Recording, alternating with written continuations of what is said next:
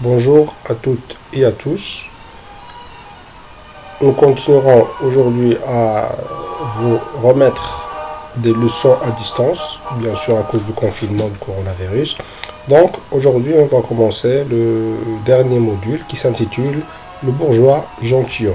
C'est une comédie-ballet de Molière. Donc nous allons dans cette séance voir le contexte, ou bien voir les informations suivantes. Premièrement, on va voir ce que c'est que le genre théâtral, une petite définition, qu'est-ce que c'est que le théâtre de manière générale. Ensuite, nous allons présenter une différence, ou bien les différences qui existent entre une comédie et une tragédie. Ensuite, la définition de la comédie-ballet. Puis, la biographie du dramaturge Molière, pour terminer avec un résumé général de la pièce. Donc la première partie sera consacrée, comme on a dit, au genre. Le théâtre est un genre littéraire comme le roman, la poésie, etc. Donc l'œuvre intégrale, bien sûr, ou bien la pièce de théâtre, elle est distinguée par des dialogues entre des personnages, entre deux ou plusieurs personnages. Ce genre comprend différents sous-genres, à savoir la comédie, la tragédie, le burlesque, etc. Donc on a plusieurs sous-genres, et dans ces sous-genres, il y a aussi des sous-genres. Donc on va voir par la suite les sous-genres, surtout de la comédie, parce que notre pièce de théâtre, elle appartient au genre de la comédie. Donc la comédie est un genre dramatique structuré en 3 ou 5 actes. Bien sûr, on va voir par la suite ce que c'est que les actes dans l'activité de langue, dans le lexique de théâtre. Bien sûr, les actes, ce sont un ensemble de scènes, et les scènes, ce sont un ensemble de dialogues entre personnages et qui se termine par l'entrée ou la sortie d'un personnage. Et donc, un acte contient plusieurs scènes, et dans la pièce de théâtre des comédies, donc, la structure classique, elle est sous cette structure 3 ou 5 actes. Donc, cette comédie, elle permet en scène, ou bien de mettre en scène des personnages ordinaires, des personnages qu'on peut trouver dans toutes les sociétés, de manière quotidienne, des bourgeois, des valets, des maîtres, des professeurs, de certaines professions, etc., dans des situations de la vie quotidienne. C'est-à-dire, on les trouve dans des situations, eh bien, ils nous parlent des situations qu'on peut trouver dans n'importe quelle famille, dans n'importe quelle société, comme le mariage, l'amour, la vengeance, l'idolâtrie, etc. Donc, des situations, eh bien, des sujets qu'on trouve dans toutes les familles et dans toutes les sociétés. Et nous enseigne aussi les différents procédés et des formes du comique. Donc on a dans le comique, on a plusieurs procédés, plusieurs indices qui nous montrent le comique dans cette comédie, bien sûr, comme le quiproquo, le comique des mots, des gestes, des caractères, etc. Donc ce sont tous des appellations ou bien des mots qui appartiennent au jargon du théâtre, ou bien au champ lexical de théâtre qu'on va voir bientôt. Deuxièmement, on va voir la différence entre la comédie et la tragédie, qui sont des sous-genres, bien sûr, comme on a déjà dit, du théâtre. Donc le théâtre, c'est le genre, la comédie, la tragédie et d'autres, ce sont des sous-genres. Donc on va faire la différence entre les deux grâce à certains critères, comme par exemple le sujet. Les sujets qui sont traités dans les comédies sont puisés généralement, comme j'ai déjà dit, dans la vie quotidienne. Comme j'ai déjà dit, l'argent, le mariage, l'adultère, la trahison, etc. Donc, des problèmes qu'on peut trouver dans notre quotidien. Contrairement à la tragédie, qui puise ses sujets des mythologies. D'accord? Donc les mythologies, ce sont bien sûr des histoires, des légendes imaginaires qui sont racontées ou bien qui se sont passées dans le passé très lointain. Donc les mythologies, ce sont des histoires imaginaires qu'on peut trouver, ou bien les mythologies les plus connues, ce sont les mythologies grecques qui parlent des dieux. Chaque dieu, il a un pouvoir à lui, et qui se sont des fois qui se sont mariés avec des hommes mortels. Donc on a toujours ces mythologies, ces légendes, ces histoires imaginaires. Donc les sujets de la tragédie sont puisés de ces histoires imaginaires. Un autre critère qui sont des personnages qui sont mis en scène dans les comédies sont des personnages ordinaires, des bourgeois, des valets, des maîtres, des professeurs, donc n'importe quel type de personnes qu'on peut trouver dans la société.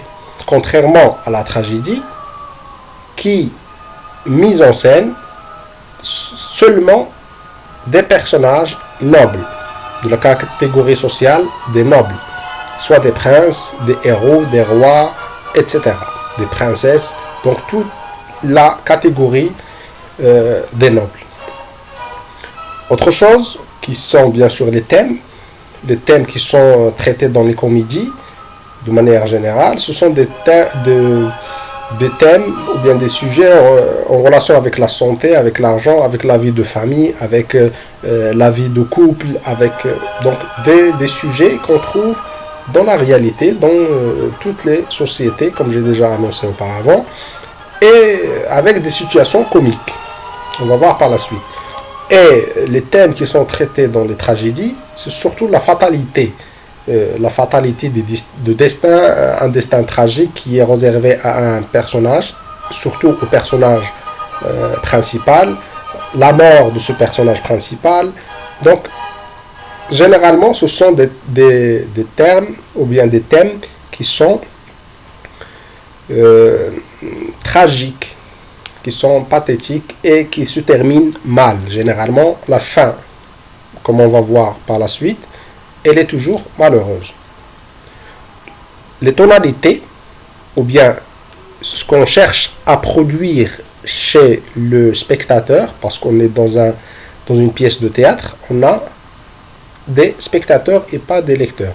Mais le théâtre, dans un premier temps, il est fait pour jouer, donc ce sont des spectateurs, mais aussi pour être lu comme nous faisons ou bien nous allons faire avec notre pièce de théâtre. Donc les sentiments qu'on cherche à prouver ou bien que le personnage ou bien le lecteur éprouve, c'est le comique. Donc on cherche à le faire rire dans les comédies. Contrairement aux tragédies qui cherchent à émouvoir, à faire ressentir des sentiments pathétiques, des émotions envers des personnages, de la pitié, etc. Donc c'est une tonalité tragique ou pathétique. On va voir par la suite les tonalités et quelles sont les caractéristiques de chaque tonalité à part. Autre chose qui est les lieux. Les lieux choisis dans les comédies, ce sont des lieux ordinaires, plusieurs lieux, soit à la maison, soit dans un salon de thé par exemple, ou bien salon littéraire, ou bien dans la rue, etc. Donc on a plusieurs lieux. Et dans le tragique, dans les pièces théâtrales tragiques, on parle d'un seul lieu. Donc les événements se passent dans un seul lieu. Comme vous allez voir l'année prochaine, Inch'Allah, Antigone, il se passe dans le château de Thèbes. Donc le château, elle est le lieu principal de cet événement, qui est bien sûr la pièce de théâtre d'Antigone. Contrairement à la comédie, comme on va voir, il y a plusieurs lieux qui sont évoqués dans cette pièce. Le temps, aussi, il y a un critère fondamental pour déterminer le genre ou bien le sous-genre de la pièce. Dans la comédie, le temps, elle est une journée minimum. Donc, une journée minimum, contrairement à la tragédie, maximum une journée. Donc, toute la pièce se passe dans une seule journée, contrairement à la comédie qui peut s'étaler sur plusieurs journées. Le style, c'est-à-dire le langage, le niveau de langue, le langage utilisé par les personnages. Dans la comédie, on trouve généralement le langage familier et parfois courant, contrairement à la tragédie, qui est toujours soutenue, parce que les nobles, les rois, doivent parler d'un certain langage soutenu, contrairement aux hommes ordinaires dans la famille, etc. On peut parler de langage familier, donc il y a une différence entre les deux. Aussi, une autre différence dans le dénouement, c'est-à-dire dans la fin de chaque pièce. Dans la comédie, toujours il y a une fin heureuse. Donc chaque pièce de théâtre, de comédie, doit se terminer d'une bonne fin. Contrairement à la tragédie, comme vous allez voir l'année prochaine dans Antigone, toujours, la fin elle est malheureuse. Donc le personnage principal va mourir à la fin. Donc c'est une fin malheureuse. Les auteurs qui sont très connus pour les comédies, on a Molière, comme bien sûr c'est l'auteur de cette pièce de théâtre que nous allons étudier cette année. Marivaux, Beaumarchais, ce sont tous des personnages ou bien des auteurs qui sont très connus pour des comédies. La tragédie, il y a Racine, Jean Racine, il y a Corneille et bien sûr d'autres auteurs. On va voir ce que c'est que la comédie ballet. Donc la comédie ballet est un genre dramatique, musical et chorégraphique. Qu'est-ce que ça veut dire chorégraphique? C'est-à-dire on met en scène des danses accompagnées des chants et des musiques. Donc c'est ça la différence entre une comédie simple, classique et une comédie ballet. La comédie classique, on n'utilise pas de la musique, on n'utilise pas des chorégraphies de danse, etc. Comédie ballet, elle est mise en scène pour la première fois par Molière, qui a mis en scène une pièce où il a ajouté de la musique, des personnages qui chantent, des personnages qui font des danses sur scène. Donc la comédie ballet est inventée par Molière en 1661, comme je viens de dire, pour sa pièce Les Fâcheux, mêlant la musique et la danse, c'est-à-dire il met en scène la musique et la danse accompagnés des personnages qui font des dialogues, dans une action unique. La comédie ballet traite des sujets contemporains et montre les personnages ordinaires de la vie quotidienne. Comme j'ai déjà dit, les caractéristiques de la comédie, ce sont des personnages qu'on trouve dans la vie de tous les jours, de manière quotidienne. Le mariage on est souvent le thème central. Donc, on traite généralement dans les comédies, le thème préféré, c'est le mariage. Le trio Molière, Lully et Beauchamp crée une mi-douzaine d'œuvres, c'est-à-dire plusieurs dizaines d'œuvres de comédie notamment, mais le genre déclina après la mort de Lully en 1687, c'est-à-dire il commence à diminuer. Les comédies ballets créées par le trio Molière, Lully et Beauchamp sont Les Fâcheux, comme on a déjà dit, en 1660, et jouées dans en premier lieu en 1661. Pastoral comique en 1667. Le Sicilien 1667. L'amour médecin 1665. Et Les Amants magnifiques en 1670. Bien sûr, il y en a plusieurs. Nous voyons ici juste quelques-uns, ou bien quelques œuvres parmi plusieurs. Et bien sûr, le bourgeois gentilhomme de Jean Anouilh, 1670. Vous voyez ici à votre gauche une mise en scène de deux personnages qui, bien sûr, représentent une scène comique. Vous voyez sur la tête de Monsieur Jourdain, qui est un personnage du bourgeois gentilhomme, un foulard sous forme des deux oreilles d'un âne. Et bien sûr, en face de lui, un professeur qui lui apprend des manières pour devenir bourgeois. On va voir par la suite le résumé de la pièce et pour comprendre ce qui se passe dans cette scène. Et au milieu, à votre droite, bien sûr, il y a une mise en scène d'une chorégraphie de danse. Donc des personnages qui dansent et d'autres qui chantent pour mettre en scène une action unique qui représente quelque chose dans la pièce. Quatrièmement, on va voir quelques informations sur Molière. Bien sûr, son vrai nom n'est pas Molière, il est juste un nom de célébrité. Son vrai nom est Jean-Baptiste Poquelin. Il est né à Paris en 1622. Il a fait ses études secondaires chez les Jésuites, puis des études de droit à Orléans. Bien sûr, au début de sa carrière, n'était pas tenté par le théâtre, mais par l'écriture. Mais il a fait du droit. À l'âge de 21 ans, il a renoncé à tout pour le théâtre. Donc, quand il avait 21 ans, il a tout laissé, ses études, etc., pour faire du théâtre et pour écrire de théâtre. Prenons le nom de Molière.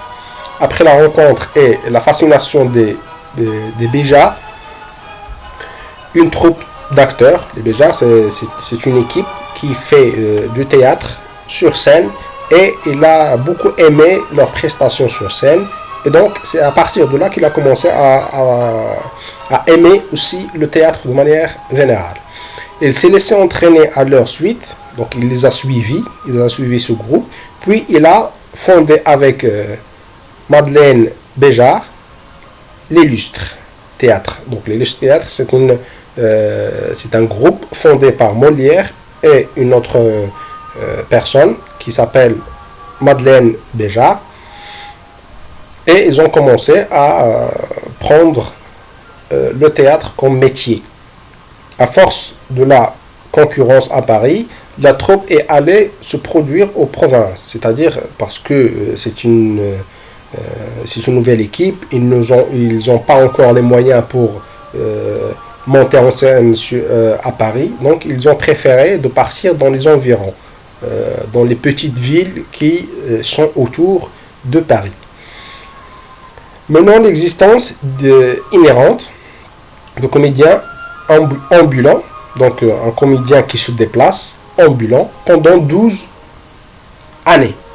Donc il a fait ce travail comme un comédien, comme une personne qui fait du théâtre pendant 12 années, et il se déplace de ville en ville pour bien sûr produire ses pièces. Il est mort à Paris en 1673.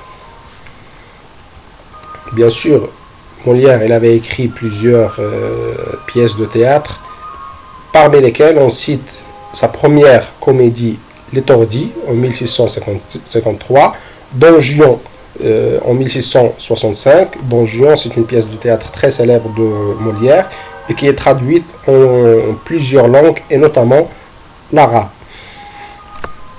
Don Juan en arabe. Le médecin malgré lui, 1666, bien sûr, c'est une célèbre pièce de Molière aussi. Les femmes savantes, 1671. Le malade imaginaire, 1673. L'avare et plusieurs d'autres comédies, et notamment Le bourgeois gentilhomme qui est entre nos mains. Donc c'est un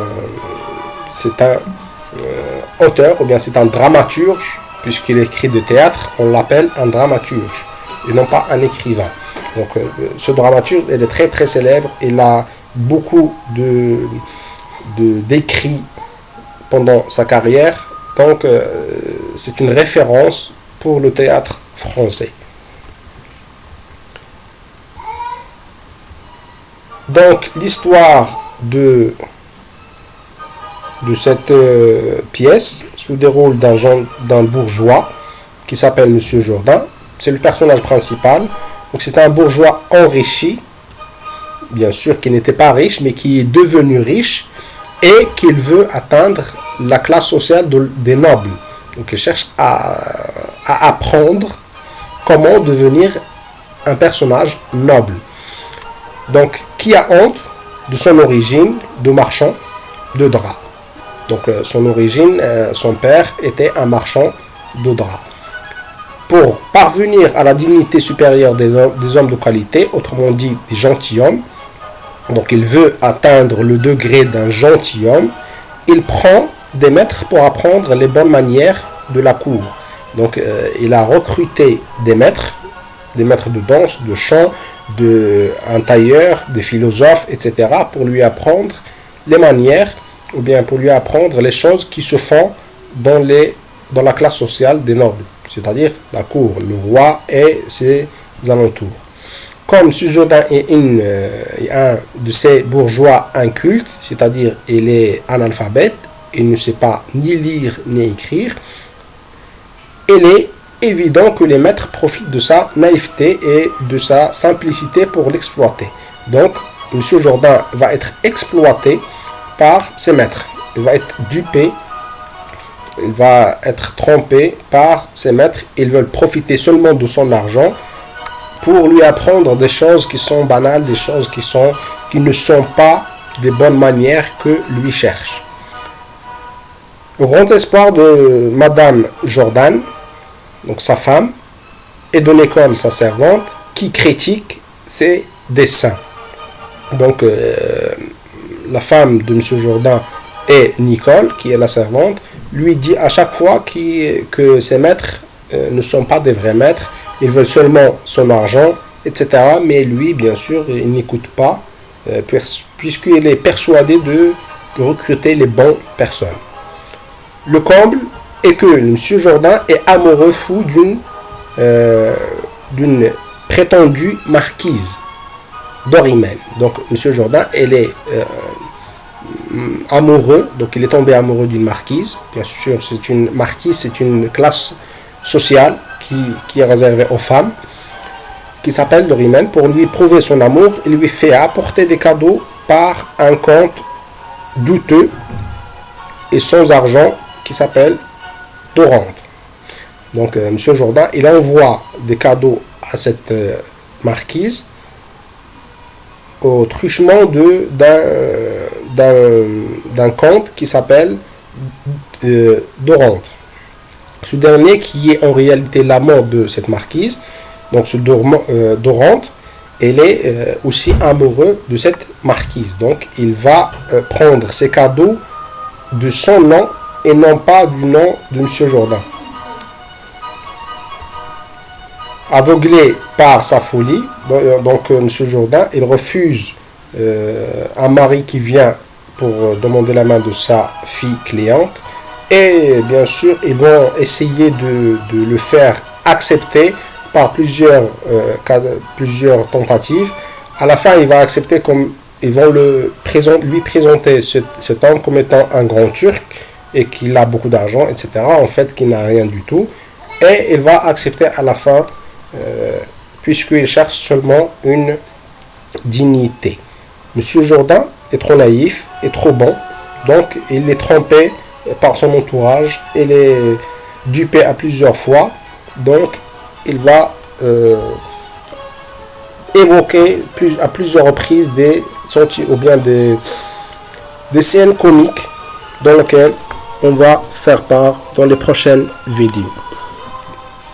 Merci et à bientôt, et merci pour votre attention.